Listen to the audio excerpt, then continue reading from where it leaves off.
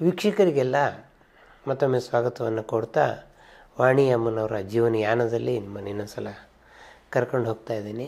ವಾಣಿ madam ಬಹಳ ಅದ್ಭುತವಾದ ಹಾಡುಗಳನ್ನು ಎಲ್ಲ ಭಾಷೆಗೂ ಕೊಟ್ಟಿದ್ದಾರೆ. ಬಹುಶಃ ಸಂಖ್ಯೆ ದೃಷ್ಟಿಯಿಂದ ಭಾಳ ದೊಡ್ಡದಾಗಿರೋರು ಒಂದ್ಸಲ ನಂಗೆ ಲೆಕ್ಕ ಹಾಕು ಅಂತ ಹೇಳಿದರು. ಈಗ ಭಾಳ ಜನ ಹೇಳ್ತಾ ಇರುವ ಹಾಗೆ ಸುಮಾರು ಒಂದು 10,000 ಹಾಡುಗಳನ್ನು ಅವ್ರು ಹೇಳಿರ್ಬೋದು.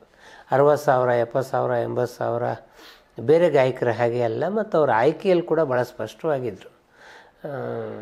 ತುಂಬ ಗಟ್ಟಿಯಾದ ಹಾಡುಗಳನ್ನು ಹಾಡ್ತಾಯಿದ್ರು. ಮತ್ತು ಬಹಳ ಜನಕ್ಕೆ ಗೊತ್ತಿರ್ಬೋದು, ಸರಿಸುಮಾರು 2010 ನಂತರ ಅವರು ಚಿತ್ರಗೀತೆಗಳನ್ನು ಹಾಡೋದು ನಿಲ್ಲಿಸ್ಕೊಂಡು ಬಂದರು. ತೀರಾ ಅನಿವಾರ್ಯ ಬರದೆ ಹಾಡ್ತಾ ಇರಲಿಲ್ಲ. ಆದರೆ ಭಕ್ತಿಗೀತೆಗಳನ್ನು ಅವರು ಜಗತ್ತಿನಾದ್ಯಂತ ಪ್ರಸಾರ ಮಾಡ್ತಾ ಬಂದರು, ಹಾಡ್ತಾ ಬಂದರು. ಆಮೇಲೆ ವಾಣಿಯಮ್ಮನ ಬಗ್ಗೆ ಒಂದು ಬಹಳ ಮುಖ್ಯವಾದ ಸಂಗತಿಯನ್ನು ಹೇಳಬೇಕು. ಸಂಗೀತ ಚಿಕಿತ್ಸೆಯ ಬಗ್ಗೆ ಅವ್ರಿಗೆ ಬಹಳ ಅಪಾರವಾದ ನಂಬಿಕೆ ಇತ್ತು. ಸಂಗೀತ ನಿಮ್ಮ ಮನಸ್ಸನ್ನು ಉಲ್ಲಾಸಗೊಳಿಸೋದ್ರ ಜೊತೆಗೆ ನಿಮ್ಮ ನೋವನ್ನು ಕೂಡ ಶಮನ ಮಾಡುತ್ತೆ ಅಂಥೇಳಿ. ನಾನು ವಿಜಯವಾಣಿಯಲ್ಲಿದ್ದಾಗ ವಾಣಿಯಮ್ಮನ ಕೇಳಿದ್ದೆ, ನಾನು ಸಂಗೀತ ಚಿಕಿತ್ಸೆ ಬಗ್ಗೆ ಒಂದು ಲೇಖನ ಮಾಡಿಕೊಡಿ ಅಮ್ಮ ಅಂತ. ತುಂಬ ಒಳ್ಳೆಯ ಲೇಖನ ಮಾಡಿಕೊಟ್ಟಿದ್ರು. ನನಗೆ ಇವತ್ತು ನೆನಪಿದೆ, ಅವರ ಇಂಗ್ಲೀಷ್ ಎಷ್ಟು ಅದ್ಭುತವಾಗಿತ್ತು ಅಂತಂದರೆ, ನಾನು ಆ ಲೇಖನವನ್ನು ಕನ್ನಡಕ್ಕೆ ಅನುವಾದ ಮಾಡುವಾಗ ಒಂದು 10 ಸಲ ಅವ್ರಿಗೆ ಫೋನ್ ಮಾಡಬೇಕಾಗಿ ಬಂತು. ಅಮ್ಮ, ಈ ಪದಕ್ಕೆ ಏನು ಅರ್ಥ, ಯಾವ ಅರ್ಥದಲ್ಲಿ ಇದನ್ನು ಬಳಸಿದ್ರಿ. ಅವರು ಅದ್ಭುತವಾಗಿ ಒಂದು ರಾಗ, ಅದರ ವಾದಿ ಸಂವಾದಿ, ಇದು ಹೇಗೆ ಯಾವ ಕಾಯಿಲೆಗೆ ಯಾವ ರಾಗವನ್ನು ಬಳಸಬೇಕು, ಹೀಗೆ ತುಂಬ ಅದ್ಭುತವಾದ ಸಂಶೋಧನೆಯನ್ನು ಮಾಡಿದಂತಹ ಪ್ರತಿಭಾವಂತರವರು. ಅವರು ಬಹಳ ಜನಕ್ಕೆ ಗೊತ್ತಿಲ್ಲದೆ ಇರಬಹುದು, ಅವರು ಈ ಸಂಗೀತ ಶಿಬಿರಗಳನ್ನು ಮಾಡೋರು. ರಸಗ್ರಹಣ ಶಿಬಿರಗಳನ್ನು ಮಾಡೋದ್ರ ಜೊತೆಗೆ ಕ್ಯಾನ್ಸರ್ ರೋಗಿಗಳಿಗೆ ನೋವು ಶಮನ ಮಾಡೋದಕ್ಕೆ ಸಂಗೀತ ಚಿಕಿತ್ಸೆಯನ್ನು ನೀಡುವ ಕ್ರಮವನ್ನು ಅವರು ಬಹಳ ವರ್ಷಗಳ ಕಾಲ ಮಾಡ್ಕೊಂಡು ಬಂದರು. ಅವ್ರದ್ದೊಂದು ಸಣ್ಣ ತಂಡ ಇತ್ತು. ನಿಮ್ಮ ಹತ್ತಿರದಲ್ಲ ಯಾರೊಬ್ಬರು ಕ್ಯಾನ್ಸರ್ ರೋಗಿಗಳಿದ್ದರೆ ನೀವೊಂದು ಫೋನ್ ಮಾಡಿದ್ರೆ ಅಮ್ಮ ಅವರ ಟೀಮ್ ಜೊತೆಗೆ ಹೋಗೋರು. ಟೀಮ್ ಜೊತೆಗೆ ಹೋಗ್ಬಿಟ್ಟು ಅಲ್ಲಿ ಎಷ್ಟೊತ್ತು ಹಾಡಿ ಅವರ ನೋವು ಕಮ್ಮಿ ಆಗೋ ಹಾಗೆ ಮಾಡಿ, ಅಥವಾ ಅವ್ರ ಜೊತೆಗೆ ಒಂದಿಷ್ಟು ಜನ ಅವ್ರನ್ನ ಉಲ್ಲಾಸವಾಗಿ ಇರೋ ಹಾಗೆ ಮಾಡಿ ಬರೋರು. ಇದು ಯಾವುದು ಹಣಕ್ಕಾಗಿ ಮಾಡ್ತಿರೋ ಕೆಲಸ ಅಲ್ಲ, ಅವರು ಸಂಗೀತದ ಮೇಲಿನ ಅಭಿಮಾನಕ್ಕಾಗಿ ಮಾಡ್ತಾಯಿದ್ರು. ಆಮೇಲೆ ಈ ಕ್ಯಾನ್ಸರ್ ರೋಗಿಗಳ ಕೊನೆಯ ದಿನ ಬಹಳ ಕಠಿಣವಾಗಿರುತ್ತೆ, ಮನೆಯವ್ರು ನೋಡ್ಕೊಳಕ್ಕಾಗಲ್ಲ. ಅಂಥ ಸಂದರ್ಭದಲ್ಲಿ ಒಂದು ಕರುಣಾಶ್ರಯ ಅಂತ ಒಂದು ಸೆಂಟರನ್ನು ಅವ್ರು ಓಪನ್ ಮಾಡಿದರು. ನೀವು ನೋಡ್ಕೊಳಕ್ಕಾಗಲ್ಲ ಅಂತಂದರೆ ಅಲ್ಲಿ ಕಂಡುಬಿಟ್ರೆ ಅವ್ರ ಕೊನೆಯ ಚಿಕಿತ್ಸೆ, ಅವ್ರ ನೋವು ಶಮನ ಎಲ್ಲವನ್ನು ಮಾಡೋರು. ಕೊನೆಗೆ ಆ ರೋಗಿ ಸಾವನ್ನು ಅಪ್ಪಿದಾಗ ಅವ್ರ ಮನೆಯವರಿಗೆ ಅವರ ಬಾಡಿಯನ್ನು ಹ್ಯಾಂಡ್ ಓವರ್ ಮಾಡಿ ಅವರ ಕೊನೆಯ ಅಂತಿಮ ಇದನ್ನು ಮಾಡೋರು. ನನಗೆ ಒಂದೊಂದ್ಸಲ ಅನಿಸೋದು, ಇಷ್ಟೊಂದು ದೊಡ್ಡ ಸೇವೆಯನ್ನು ಮಾಡಿದ ಅಮ್ಮನ ಸಾವು ಯಾಕೆ ಈ ಥರ ಆಯಿತು ಅಂಥೇಳಿ. ಅಂದರೆ ಅವರು ಇಷ್ಟು ಸಮಾಜ ಸೇವೆಯನ್ನು ಮಾಡಿದ್ರು. ಅಥವಾ ಇನ್ನೊಂದು ಥರ, ನನಗೆ ಚೆನ್ನೈಯಿಂದ ನನ್ನ ಸ್ನೇಹಿತರೊಬ್ಬರು ಫೋನ್ ಮಾಡಿದವರು, ಅವರು ಪತ್ರಕರ್ತರೆ. ಅವರೊಂದು ಮಾತು ಹೇಳ್ತಾಯಿದ್ರು, ಇದು ಎಲ್ಲ ಬಹಳ ಫ್ರ್ಯಾಕ್ಷನ್ ಆಫ್ ಸೆಕೆಂಡಲ್ಲಿ ಆಗಿ ಹೋಗಿರೋದು ಅಮ್ಮನಿಗೆ. ಅವನೊಂದು ಸಾಯ್ತಾ ಇದ್ದೀನಿ ಕೂಡ ಅವ್ರಿಗೆ ಗೊತ್ತಾಗಿಲ್ಲ. ಒಂದು ದಿನ ಅವರು ಆಸ್ಪತ್ರೆಗೆ ಅಡ್ಮಿಟ್ ಆಗಲಿಲ್ಲ, ಯಾವುದೋ ಚಿಕಿತ್ಸೆ ಅಂತ ಒದ್ದಾಡಲಿಲ್ಲ, ಅಥವಾ ಹಾರ್ಟ್ ಪ್ರಾಬ್ಲಮ್ ಅಂತ ಒದ್ದಾಡಲಿಲ್ಲ, ಏನೂ ಸಮಸ್ಯೆ ಅಂತ ಒದ್ದಾಡಲಿಲ್ಲ, ಸುಖವಾಗಿ ಹೋಗಿದ್ದಾರೆ. ಇದು ಒಂದು ರೀತಿ ಅವ್ರು ಮಾಡಿದ ಪುಣ್ಯನೇ ಅಂತ ಅನ್ಬೋದು, ಅವ್ರವ್ರ ಭಾವನೆಗೆ, ಅವ್ರವ್ರಿಗೆ ಬಿಟ್ಟ ಹಾಗೆ. ಅಮ್ಮ ಕನ್ನಡ ಚಿತ್ರರಂಗದಲ್ಲಿ ಕೂಡ ಭಾವವೆಂಬ ಹೂವು ಅರಳಿ, ಗಾನವೆಂಬ ಗಂಧ ಚೆಲ್ಲಿ ತುಂಬ ಅದ್ಭುತವಾದ ಹಾಡನ್ನು ಹಾಡಿದ್ದಾರೆ. ಬಹಳ ಜನಕ್ಕೆ ಗೊತ್ತಿರ್ಬೋದು ಈ ಹಾಡಿನ ವಿಶೇಷ ಏನು ಅಂತಂದರೆ, ವಿಶ್ವವೇ ಅರಳಿತು ಓಂಕಾರದಲ್ಲಿ, ವಾಣಿಯ ವೀಣೆಯ ಜೇಂಕಾರದಲ್ಲಿ ಅಂತ ಒಂದು ಸಾಲಿದೆ. ಉದಯಶಂಕರ್ ಬಹಳ ಉದ್ದೇಶಪೂರ್ವಕವಾಗಿ ಅದನ್ನು ಬರೆದಿದ್ರು. ಅಮ್ಮ ಯಾವಾಗಲೂ ಹೇಳೋರು, ಆ ಹಾಡು ನಾನು ಮರೆಯೋಕ್ಕಾಗಲ್ಲ, ನನ್ನ ಹೆಸರು ಬರುತ್ತೆ ಅದರಲ್ಲಿ ಅಂತ ಹೇಳ್ಬಿಟ್ಟು. ಅವರ ವೆಬ್ಸೈಟ್ನಲ್ಲಿ ನೀವು ನೋಡ್ಬೋದು, ಭಾವವೆಂಬ ಹೂವು ಅರಳಿ ಅನ್ನೋದನ್ನೇ ಕನ್ನಡ ಹಾಡುಗಳಿಗೆ ಅವ್ರು ಕೊಟ್ಟಿರುವ ಟೈಟ್ಲು. ಅಮ್ಮ ಕನ್ನಡದಲ್ಲಿ ಮೊದಲು ಹಾಡಿದ ಸಿನಿಮಾ ಛಲಗಾರ. ಭಾಳ ಜನ ಅದು ಬಿಡುಗಡೆ ಆಗಿಲ್ಲ ಅಂದ್ಕೊಂಡಿದ್ದಾರೆ. ಬಿಡುಗಡೆನೂ ಆಯಿತು, ಅದರ ಹಾಡುಗಳು ಕೂಡ ಕೆಲವು ಕಡೆ ಆಕಾಶವಾಣಿಯಲ್ಲಿ ಪ್ರಸಾರ ಆಗ್ತಾಯಿತ್ತು. ಆದರೆ ಆ ಹಾಡು ಅಷ್ಟು ಪ್ರಸಿದ್ಧ ಆಗಲಿಲ್ಲ. ವಾಣಿ ಅಮ್ಮನ ಕನ್ನಡದಲ್ಲಿ ತುಂಬ ಅದ್ಭುತವಾಗಿ ಜನಪ್ರಿಯಗೊಳಿಸಿದ್ದು ಕೆಸರಿನ ಕಮಲ ಸಿನಿಮಾ, ವಿಜಯ್ ಭಾಸ್ಕರ್ ಅವರದ್ದು. ನಗು ನೀ ನಗುತ್ತಿರು ಹಾಡನ್ನು ಅವರು ಹಾಡಿದ್ರು. ನಗು ನೀ ನಗು ಕಿರುನಗೆ ನಗು ಅಂಥೇಳಿ ಕೆಸರಿನ ಕಮಲದ ಈ ಹಾಡು ತುಂಬ ಜನಪ್ರಿಯ ಆಯಿತು. ಇದಾದ ಮೇಲೆ ವಾಣಿಯಮ್ಮನಿಗೆ ಕನ್ನಡದಲ್ಲಿ ಕೂಡ ಸಾಕಷ್ಟು ಒಳ್ಳೆಯ ಅವಕಾಶಗಳು ಸಿಕ್ವು. ಅವ್ರು ಅನ್ನೋರು, ನಾನು ತುಂಬ ಇಷ್ಟಪಟ್ಟ ಕೆಲವು ಹಾಡುಗಳು ಕನ್ನಡದಲ್ಲಿ ಇದೆ ಅನ್ನೋದನ್ನು ಅವ್ರು ಹೇಳೋರು. ಎರಡು ಕನಸು ಸಿನಿಮಾ ಆಗುವಾಗ ಇದರಲ್ಲಿ ಕಲ್ಪನಾಗೆ ಜಾನಕಿ ಅವರು ಹಾಡಿದ್ರು, ರಾಜನಾಗೇಂದ್ರ ಈ ಥರದ ಕೆಲವು ಪ್ರಯೋಗಗಳನ್ನು ಮಾಡೋರು. ಮಂಜುಳಾಗೆ ಯಾರು ಬೇರೆ ಗಾಯಕಿಯನ್ನು ಹಾಡಿಸುವಾಗ ಅಂತ ಅನ್ನುವಾಗ ವಾಣಿಜ್ಯರಾಮ್ ಅವರ ಹೆಸರು ಪ್ರಸ್ತಾಪಕ್ಕೆ ಬಂತು. 1973 ಆವಾಗ ವಾಣಿಜ್ಯರಾಮು 2 ಕನಸಲ್ಲಿ ಹಾಡಿದ್ರು, ಎಂದೆಂದೂ ನಿನ್ನನ್ನು ಮರೆತು ಬದುಕಿರಲಾರೆ ಅಂಥೇಳಿ. ಒಂದು ರೀತಿಯಲ್ಲಿ ವಾಣಿಯ ಸ್ಟ್ಯಾಂಪ್ ಆದಂಥ ಹಾಡು. ಇದಾದ ಮೇಲೆ ನಾನು ಮಂಜುಳಾ ಅವ್ರ ಬಗ್ಗೆ ಮಾತಾಡ್ಕೊಡೋ ಹೇಳಿದ್ದೆ. ಮಂಜುಳಾ ಅವ್ರು ಹೇಳೋರು, ನನಗೆ ವಾಣಿ ಜಯರಾಮ್ ಅವರ ವಾಯ್ಸ್ ತುಂಬ ಸೂಟ್ ಆಗುತ್ತೆ, ವಾಣಿ ಜಯರಾಮ್ ನಾನು ಹಾಡಿಸಿ ಅಂಥೇಳಿ. ನೀವು ತುಂಬ ಹಾಡುಗಳು ನೋಡಿರ್ಬೋದು, ಅದರಲ್ಲೂ ಬಹಳ ಜನಪ್ರಿಯವಾದದ್ದು ನಾನು ಬಲ್ಲ ಹಾಗೆ ಮಂಜುಳಾ ಮತ್ತು ವಾಣಿ ಜಯರಾಮ್ ಇಬ್ಬರಿಗೂ ಇಷ್ಟವಾದಂಥ ಹಾಡು ದಾರಿ ಕಾಣದಾಗಿದೆ ರಾಘವೇಂದ್ರನ್ ಅಂತ ಒಂದು ಹಾಡಿದೆ. ಅದು ಅಮ್ಮ ತುಂಬ ಅದ್ಭುತವಾಗಿ ಹಾಡಿದ್ರು. ವೈಯಕ್ತಿಕವಾಗಿ ಅವರಿಗೂ ಬಹಳ ಪ್ರಿಯವಾದ್ದು. ಅವರ ಭಜನ್ ಕಾರ್ಯಕ್ರಮಗಳಲ್ಲಿ ಹಾಡನ್ನು ಅವರು ಹಾಡೋರು. ಆಮೇಲೆ ಶಂಕರಭರಣ ಸಿನಿಮಾದ್ದು ಮಾನಸ ಸಂಚಾರರೆ, ಅದರಲ್ಲಿ ಪರಮಹಂಸ ಮುಖಚಂದ್ರ ಚಕೋರೆ ಪರಿಪೂರಿತ ಮುರಳಿ ರಸಧಾರೆ, ಇದು ಕೊನೆಯ ಸ್ಟಾನ್ಸ ಅಮ್ಮಂಗೆ ಬಹಳ ಇಷ್ಟ. ಇದನ್ನು ತುಂಬ ಅದ್ಭುತವಾಗಿ ಹಾಡೋರು. ಹಾಗೆ ಅಪೂರ್ವ ರಾಗಗಳಲ್ಲಿ 7 ಸ್ವರಂಗಳು ಆ ಹಾಡು ತುಂಬ ಅದ್ಭುತವಾಗಿ ಹಾಡೋರು. ಹೀಗೆ ನಾನು ಬೇರೆ ಭಾಷೆದು ಹೇಳ್ತಾ ಇದ್ದೀನಿ, ಯಾಕಂದರೆ ಒಟ್ಟು ಅಮ್ಮ ಒಂದು ಭಾಷೆಗೆ ಸೀಮಿತರಾದವರಲ್ಲ. ನಾನು ಆಗಲೇ ಹೇಳಿದ್ದು ಒಂದು ಬಹಳ ಮುಖ್ಯವಾದ ಸಂಗತಿ, ಅವ್ರ ಹಿಂದಿ ಬಹಳ ಅದ್ಭುತವಾಗಿತ್ತು ಅಂತ.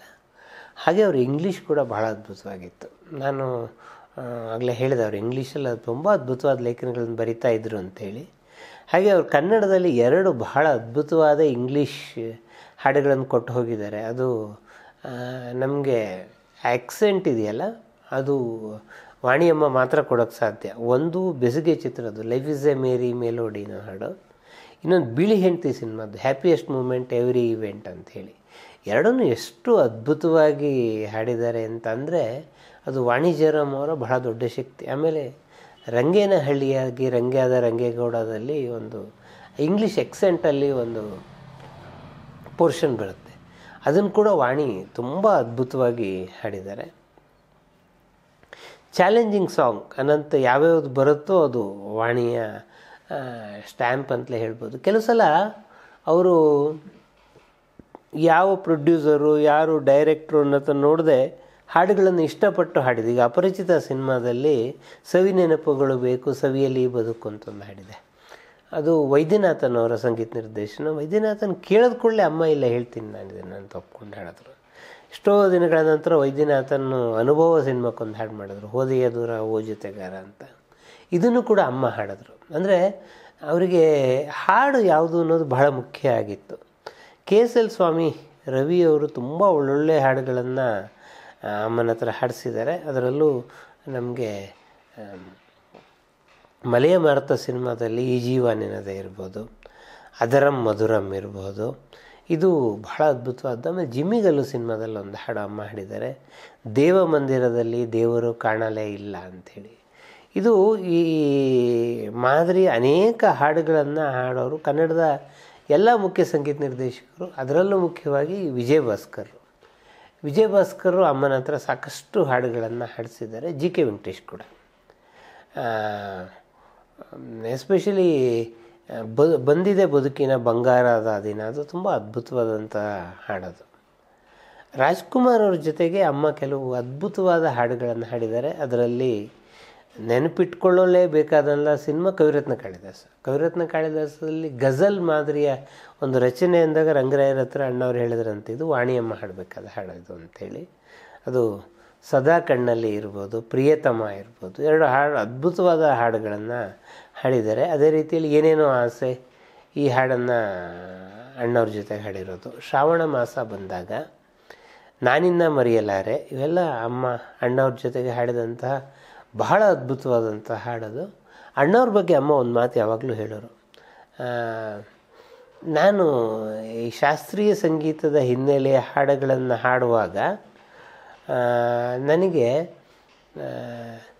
ಎದುರುಗಡೆ ಹಾಡುವವರಿಗೆ ಸಂಗೀತ ಗೊತ್ತಿಲ್ಲದೆ ಹೋದರೆ ಸ್ವರಗಳನ್ನು ಮ್ಯಾಚ್ ಮಾಡೋಕ್ಕಾಗಲ್ಲ ಅಂಥೇಳಿ. ಕೆಲವು ಸಲ ಕಷ್ಟ ಆಗುತ್ತೆ. ನಾನು ಯಾವುದೋ ಸ್ವರ ಹೇಳಿರ್ತೀನಿ, ಶ್ರುತಿ ಅವ್ರಿಗೆ ಗೊತ್ತಾಗಲ್ಲ. ನಾನು ತುಂಬ ಅದ್ಭುತವಾಗಿ ನನಗೆ ಈ ಥರದಲ್ಲಿ ಜೊತೆ ಕೊಟ್ಟವರು ಅಂತಂದರೆ ಒಬ್ಬರು ಯೇಸುದಾಸ್. ಮಲಯಾಳಂನಲ್ಲಿ ಯೇಸುದಾಸ್ ಜೊತೆಗೆ ನಾನು ತುಂಬ ಒಳ್ಳೆಯ ಅದ್ಭುತವಾದ ಹಾಡನ್ನು ಹಾಡಿದ್ದೀನಿ. ಅದೇ ರೀತಿಯಲ್ಲಿ ಕನ್ನಡದಲ್ಲಿ ರಾಜ್ಕುಮಾರ್ ಅವ್ರ ಜೊತೆಗೆ ಹಾಡಿದ್ದೀನಿ. ಯಾಕೆಂದರೆ ಅಣ್ಣವರಿಗೆ ಹಾಡು ಗೊತ್ತಿತ್ತು, ಸ್ವರಗಳು ಗೊತ್ತಿತ್ತು. ಶ್ರಾವಣ ಬಂತು ಸಿನಿಮಾದಲ್ಲಿ ಇದೇ ರಾಗದಲ್ಲಿ ಇದೇ ತಾಳದಲ್ಲಿ ಹಾಡಿದೆ, ಅದರಲ್ಲಿ ಸ್ವರಗಳು ಬರುತ್ತೆ. ಅದನ್ನು ಅವರು ಅಣ್ಣವ್ರು ಎಷ್ಟು ಅದ್ಭುತವಾಗಿ ಹಾಡೋರು, ವಾಣಿಯಮ್ಮನೂ ಕೂಡ ತುಂಬ ಅದ್ಭುತವಾಗಿ ಹಾಡೋರು. ನಾನು ಅವರು ಕೆಲವು ಸಲ ಅವ್ರು ಕನ್ನಡ ಅಂದ್ರೆ ನೆನಪಾಗ್ತಿದ್ದು ಕೆಲವು ಹಾಡುಗಳು ಅಂದರೆ, ಯಾಕಂದ್ರೆ ಅವರು 8,000 ಹಾಡು ಹಾಡಿರ್ಬೇಕಾದ್ರೆ ಯಾವ ಭಾಷೆಯ ಯಾವ ಹಾಡು ಅಂತನ್ನುವಾಗ ನಾನು 2-3 ಸಲ ನಾನು ಅವ್ರ ಜೊತೆಗೆ ಮಾತಾಡುವಾಗ ಗಮನಿಸಿದ್ದೀನಿ. ಅಮ್ಮ ನಿಮ್ಗೆ ಇಷ್ಟವಾದ ಹಾಡು ಯಾವುದು ಅಂತಂದರೆ ಇದೇ ರಾಗದಲ್ಲಿ ಇದೇ ತಾಳದಲ್ಲಿ ಅಂತ ಹೇಳೋರು. ಯಾಕಂದರೆ ಅದಕ್ಕೊಂದು ಶಾಸ್ತ್ರೀಯ ಹಿನ್ನೆಲೆ ಇದೆ, ಭಕ್ತಿಯ ಹಿನ್ನೆಲೆ ಕೂಡ ಇದೆ ಅದು. ಆಮೇಲೆ ಗಾಢ ಅಂಧಕಾರದ ಈರುಳಿನಲ್ಲಿ ಬಹಳ ಪ್ರಿಯವಾದ ಅವರ ಹಾಡೋದು. ವಸಂತ ಬಂದ ಒಲವಿನ ಓಲೆ ಅಮ್ಮ ಬಹಳ ಇಷ್ಟಪಟ್ಟು ಹಾಡಿದಂಥ ಹಾಡೋದು. ಸಾಕಷ್ಟು ಹಾಡುಗಳಿದೆ ನನಗೆ. ಆಮೇಲೆ ಈ ಸ್ವರಗಳನ್ನು ಬದಲಾಯಿಸೋದಿದೆಯಲ್ಲ, ಮಾಕ್ರಿ ಮಾಡೋದು, ಕಾಮಿಕ್ಷಿಯಲ್ಲಿ ಹಾಡೋದು, ಇದನ್ನು ತುಂಬ ಹಾಡೋರು ಅಮ್ಮ. ಅದು ಕನ್ನಡಕ್ಕೆ ಸಿಕ್ಕಿದ್ದು ಕಮ್ಮಿ. ಅದು ಆ್ಯಕ್ಚುಲಿ ತಮಿಳಲ್ಲಿ ಆ ಥರ ತುಂಬ ಹಾಡುಗಳು ಹಾಡಿದ್ದಾರೆ. ನಾನು ಒಂದು ಅಮ್ಮನ ಹಾಡಿನಲ್ಲಿ ಗಮನಿಸಿದ್ದೇನು ಅಂತಂದರೆ, ಅವರು ಯಾವುದೇ ಹಾಡು ಹೇಳಲಿ ಅದರ ರಾಗ ಯಾವುದು ಅಂತ ಮೊದಲು ಪಕ್ಕ ಮಾಡ್ಕೊಳ್ಳೋರು. ಅಥವಾ ಜಿ ಕೆ ವೆಂಕಟೇಶ್ ಜೊತೆಗೆ ವಿಜಾತಿ ಸ್ವರಗಳನ್ನೆಲ್ಲ ಅವ್ರು ಬಳಸ್ತಾ ಇದ್ದಾಗ ಸ್ವರ ಎಲ್ಲಿ ಬದಲಾವಣೆ ಆಗುತ್ತೆ, ಸ್ಥಾಯಿ ಯಾವ್ದು ಬದಲಾವಣೆ ಆಗುತ್ತೆ, ಶ್ರುತಿ ಯಾವ್ದು ಬದಲಾವಣೆ ಆಗುತ್ತೆ, ಇದನ್ನೆಲ್ಲ ಬರ್ಕೊಳ್ಳೋರಮ್ಮ. ಬರ್ಕೊಂಡು ಪಕ್ಕವಾದ್ಯದವ್ರ ಜೊತೆ ಕೂಡ ಚರ್ಚೆ ಮಾಡೋರು. ಇದನ್ನು ಹೀಗೆ ಹೇಳ್ಬೋದು, ಇದನ್ನು ಹೀಗೆ ಹೇಳ್ಬೋದು, ಇದನ್ನು ಈ ರೀತಿಯಲ್ಲಿ ಬದಲಾಯಿಸ್ಬೋದು ಅಂಥೇಳಿ. ಅದು ಅವರಿಗೆ ಹೀಗಾಗಿ ಒಟ್ಟು ಇದು ಬಹಳ ಅದ್ಭುತವಾಗಿ ಬರೋದು. ನನಗೆ ತುಂಬ ನೆನಪಾಗೋದು ಗೌರಿ ಮನೋಹರಿ ಕಂಡೆ ಅಂತೇಳಿ MS ವಿಶ್ವನಾಥನ್ ಅವರು ಮಕ್ಕಳ ಸೈನ್ಯ ಸಿನಿಮಾದ ಹಾಡೋದು. ಅದು ನಮ್ಮ ಅಷ್ಟು ಪ್ರಿಪೇರಾಗಿ ಬಹಳ ಅದ್ಭುತವಾಗಿ ಹಾಡಿದ್ರಿಂದ ಅದು ಇವತ್ತಿಗೂ ನೆನಪಲ್ಲಿ. ಅದು ಅವ್ರು ಹೇಳೋರು ನನಗೆ, ಆ ಸಿನಿಮಾ ಕನ್ನಡ ಮತ್ತು ತಮಿಳು 2 ಭಾಷೆನಲ್ಲೂ ಇದೆ. ತಮಿಳಿಗಿಂತ ನಂಗೆ ಕನ್ನಡ ಹಾಡು ಇಷ್ಟ, ಕನ್ನಡದಲ್ಲಿ ನನಗೆ ಆ ಎಕ್ಸೆಂಟ್ಗಳೆಲ್ಲ ಸಿಕ್ಕಿದೆ ನನಗೆ ಅಂಥೇಳಿ. ನೀಲ ಸಿನಿಮಾ 2001ರಲ್ಲಿ ವಿಜಯ ಭಾಸ್ಕರ್ ಸಂಗೀತ ನಿರ್ದೇಶನದಲ್ಲಿ ಬಂತು. ಅದರಲ್ಲಿ ಅಮ್ಮ ಬಹಳ ಒಳ್ಳೊಳ್ಳೆ ಹಾಡುಗಳನ್ನು ಹಾಡಿದ್ರು. ಅದಾದ ಮೇಲೆ ಅವರು ನಾನು ಆಗಲೇ ಹೇಳಿದ ಹಾಗೆ ಹೆಚ್ಚು ಭಕ್ತಿಗೀತೆಗಳ ಕಡೆಗೆ ಹೋಗಿದ್ದರಿಂದ ಚಿತ್ರಗೀತೆಗಳನ್ನು ಕಮ್ಮಿ ಮಾಡ್ಕೊಳ್ತಾ ಬಂದರು. ಆಮೇಲೆ ಅವರಿಗೆ ರಿಯಾಲಿಟಿ ಶೋಗಳ ಬಗ್ಗೆ ಅಂತಹ ಒಲವು ಇರಲಿಲ್ಲ ಅಥವಾ ಅಂಥ ದ್ವೇಷವೂ ಇರಲಿಲ್ಲ. ನಾನು 2-3 ಸಲ ಅವ್ರನ್ನ ಪ್ರಶ್ನೆ ಕೇಳಿದ್ದೀನಿ, ರಿಯಾಲಿಟಿ ಶೋಗಳ ಬಗ್ಗೆ ನಿಮ್ಗೆ ಏನು ಅನಿಸುತ್ತೆ ಅಂತಂದರೆ, ಆಯಿತು ಮಕ್ಕಳು ಬೆಳಕಿಗೆ ಬರ್ತಾರೆ, ಆದರೆ ಒಂದು ಮಾತು ನನಗೆ ಅದು ತುಂಬ ನೆನಪಿದೆ. ಅವರು ಹೇಳಿದ್ದು ಏನು ಅಂದರೆ, ಒಬ್ಬನು ಯಾರೋ ರಿಯಾಲಿಟಿ ಶೋನಲ್ಲಿ ಗೆದ್ಬಿಡ್ತಾನೆ ಅಂತ ಇಟ್ಕೊಳ್ಳಿ, ಅದು ಚಿನ್ನ ಅಂತ ಗೊತ್ತಾಯಿತು ನಿಮಗೆ. ಆ ಚಿನ್ನನ ಹಾಗೆ ಒಡವೆ ಮಾಡಿ ಹಾಕ್ಕೊಳ್ಳೋಕ್ಕಾಗಲ್ಲ, ಅದನ್ನು ಒಡವೆ ಮಾಡಬೇಕು. ಅದನ್ನು ಬಹಳ ಜನ ಮಾಡಲ್ಲ ಇವತ್ತು. ನಮ್ಮಲ್ಲಿ ಗೊಮ್ಮಟನ್ನು ಕೆತ್ತಬೇಕಾದ್ರೂ ಒಂದು ಏಕಾಗ್ರತೆ ಬೇಕು. ಸೊ ಕಲ್ಲನ್ನೇ, ಆ ಕಲ್ಲನ್ನು ನೀವು ಬಹಳ ಏಕಾಗ್ರತೆಯಿಂದ ಕೆತ್ತಿದ್ರೆ ಗೊಮ್ಮಟೇಶ್ವರ ಆಗುತ್ತೆ. ಅದೇ ಕಲ್ಲನ್ನು ನೀವು ಒರಟೊರಟಾಗಿ ಹೊಡೆದ್ರೆ ಜಲ್ಲಿಕಲ್ಲು ಹೊಡೆದಂಗೆ ಆಗುತ್ತೆ, ರಸ್ತೆಗೆ ಬಳಸ್ಬೋದು. ತಪ್ಪು ಯಾವುದು ಸರಿ ಅಂತಲ್ಲ, ಆದರೆ ಸಂಗೀತಗಾರರು ರಾಗವನ್ನು ಒಲಿಸ್ಕೋಬೇಕು. ರಾಗವನ್ನು ಒಲಿಸದೆ ಹಾಡು ಹೇಳೋಕ್ಕೆ ಹೋಗೋದು ಬಹಳ ತಪ್ಪು ಅಂತ ಹೇಳೋರು. ಕನ್ನಡಕ್ಕೆ ಅವರು ಬಹಳ ಅದ್ಭುತವಾದಂಥ ಹಾಡು, ಈ ಮಲೆನಾಡಿನ ಮೂಲೆನಾಗೆ ಇತ್ತೊಂದು ಸೋಮನಹಳ್ಳಿ ಅಂತ ಒಂದು ಹಾಡು ಹೇಳಿದ್ದಾರೆ. ತುಂಬ ಅದ್ಭುತವಾಗಿ ಮಕ್ಕಳಿಗೆ ಬೇಕಾದ್ದು. ನಾನು ಆವಾಗಲೇ ಹೇಳಿದೆ, ಮರಾಠಿಯಲ್ಲಿ ಅವರು ಮಹಾರಾಷ್ಟ್ರದ ಶಾಲೆಗಳಿಗೆ ಹೋಗಿ ಮಕ್ಕಳಿಗೆ ಪ್ರಾರ್ಥನಾ ಗೀತೆಗಳನ್ನು ಹೇಳ್ಕೊಡ್ತಾಯಿದ್ರು ಅಂತ. ಅಮ್ಮ ಈ ಹಾಡನ್ನು ನೆನಪು ಮಾಡ್ಕೊಳ್ಳೋರು. ಮಲೆನಾಡಿನ ಮೂಲೆನಾಗೆ ಕೂಡ ಅದೇ ಥರದಲ್ಲಿದೆ, ಮಕ್ಕಳಿಗೆ ಹೇಳೋ ಥರದಲ್ಲಿದೆ. ಈ ಥರದ ಹಾಡುಗಳು ಕನ್ನಡದಲ್ಲಿ ಬರಬೇಕು ಅಂತ ಒಂದು ಇಡೀ ಕನ್ನಡ ಚಿತ್ರರಂಗಕ್ಕೆ ಸಂಬಂಧಪಟ್ಟಂಗೆ ಅಮ್ಮಂಗೆ ಇದು ಕೊರಗೆ ಏನು ಅಂತಂದರೆ, ಇಲ್ಲಿ ಸಂಗೀತ ಪ್ರಧಾನ ಸಿನಿಮಾ ಒಂದು ಬರಲಿಲ್ಲ ಕನ್ನಡದಲ್ಲಿ. ಇರ್ಬೋದು, ಕೆಲವು ಸಂಗೀತ ಪ್ರಧಾನ ಸಿನಿಮಾ ಬಂದಿರ್ಬೋದು, ಆದರೆ ನೀವು ಅದನ್ನು ಶಂಕರಾಭರಣಂ ಜೊತೆಗೋ ಸ್ವಾತಿ ಮುತ್ಯಂ ಜೊತೆಗೋ ಹೋಲಿಸೋಕ್ಕಾಗಲ್ಲ. ಅಂಥದ್ದೊಂದು ಅದ್ಭುತ. ಇಷ್ಟೆಲ್ಲ ದೊಡ್ಡ ಸಂಗೀತ ನಿರ್ದೇಶಕರಿದ್ದಾರೆ ಕನ್ನಡದಲ್ಲಿ, ಅವರು ನನಗೆ ಬೇರೆ ಭಾಷೆನಲ್ಲಿ ಕೊಟ್ಟಿದ್ದಾರೆ, ಕನ್ನಡದಲ್ಲಿ ಯಾಕೆ ಮಾಡೋಕ್ಕಾಗಿಲ್ಲ ಅಂಥೇಳಿ ಅದೇನೋ ಕೊನೆವರೆಗೂ ಆಗಲಿಲ್ಲ. ಅಮ್ಮ ಅದು ಬಿಟ್ಟು ಅವರು ನಿರ್ದೇಶನಕ್ಕಾಗಲಿ ನಿರ್ಮಾಣಕ್ಕಾಗಲಿ ಇಳಿದಿರಲಿಲ್ಲವಾದ್ದರಿಂದ ಗಾಯನದಲ್ಲಿ ಬಹಳ ದೊಡ್ಡ ಕ್ಯಾನ್ವಾಸ್ ಅವ್ರಿಗೆ ಸಿಕ್ತು. ಇದಾದಮೇಲೆ ಮಲಯಾಳಂ ಚಿತ್ರರಂಗ ಅವರು ಎಂಟ್ರಿ ಆಗಿದ್ದು ಸಲೀಲ್ ಚೌಧರಿ ಅವರ ಸ್ವಪ್ನಂ ಸಿನಿಮಾದಿಂದ. ಯುದ್ಧಭೂಮಿ ಸಿನಿಮಾ ಅವರನ್ನು ನಾಡಿನಾದ್ಯಂತ ಪ್ರಸಿದ್ಧ ಮಾಡಿದಂಥ ಸಿನಿಮಾ. ಅದರಲ್ಲಿ ಯೇಸುದಾಸ್ ಜೊತೆಗೆ ಬಹಳ ಅದ್ಭುತವಾದ ಹಾಡನ್ನು ಹಾಡಿದ್ದಾರೆ. ಆಮೇಲೆ ಆ್ಯಕ್ಷನ್ ಹೀರೋ ಬೀಜು ಅಂತ 2016ರಲ್ಲಿ ಒಂದು ಸಿನಿಮಾ ಹಾಡಿದರು, ಅದು ಅವ್ರಿಗೆ ಬಹಳ ಇಷ್ಟವಾದಂತಹ ಸಿನಿಮಾ. ಈ ರೀತಿ ಅವರ ಯಾನ ಬಹಳ ವಿಫಲವಾಗಿದೆ. ಮುಂದಿನ ಸಂಚಿಕೆಯಲ್ಲಿ ಇನ್ನಷ್ಟು ವಾಣಿಜ್ಯರಾಮ್ ಅವರ ವೃತ್ತಿ ಜೀವನದ ಮುಖಗಳನ್ನು ನೋಡೋಣ ನಾವು.